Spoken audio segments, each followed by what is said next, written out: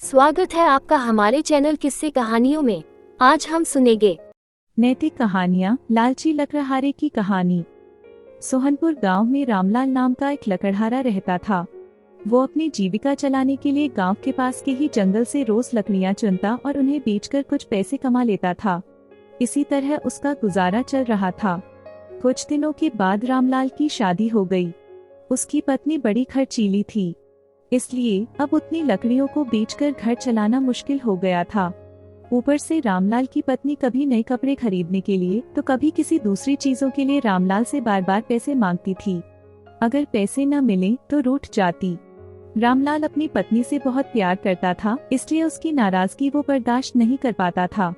रामलाल ने ठान लिया कि वो अब ज्यादा लकड़ियां इकट्ठा करके बेचेगा ताकि उसकी पत्नी को रोज रोज पैसों की कमी न हो।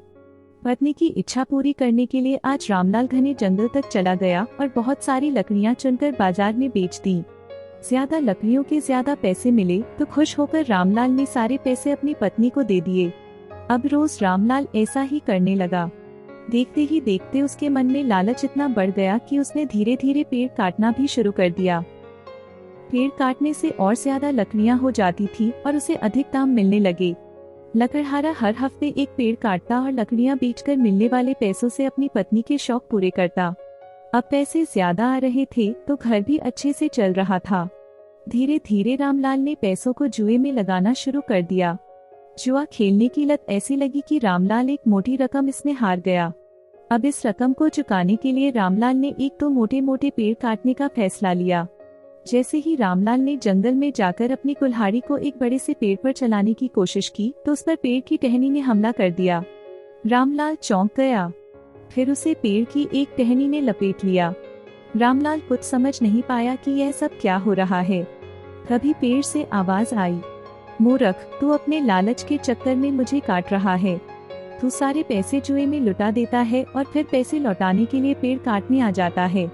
तुझे पता है कि पेड़ कितने कीमती होते हैं। हमारे अंदर भी जान बसती है और हम तुम इंसानों को जीने के लिए हवा, धूप में छाया और भूख को शांत करने के लिए फल देते हैं, लेकिन तू अपने स्वार्थ के लिए हमें ही काट रहा है। पेड़ ने कहा, आज तू रुक, यही कुल्हाड़ी मैं अब तेरे ऊपर चलाऊंगी। पेड़ की टहनी कुल्हाड़ी से रामलाल पर वार करने ही वाली थी कि वह गिड़गिड़ाने लगा। उसने माफी मांगते हुए कहा, मुझसे गलती हुई है, लेकिन मुझे सुधरने का एक मौका दो। अगर आप मुझे मार दोगे तो मेरी पत्नी का क्या होगा? वो अकेली पड़ जाएगी। आज से मैं किसी पेड़ को नहीं काटूंगा, यह प्रण लेता हूँ। यह सब सुनकर पेड़ को रामलाल के ऊपर दया आ गई। उसने रामलाल को छोड़ दिया। छूटते ही रामलाल भागकर अपने घर गया और पैसों के लालच में न आने का संकल्प ले लिया। कहानी से सीख, लालच में आकर पर्यावरण के साथ खिलवाड़ नहीं करना चाहिए। हमें ऑक्सीजन पेड़ से ही मिलती है। इन्हें काटकर हम खुद अपने जीवन में संकट को ला रहे हैं।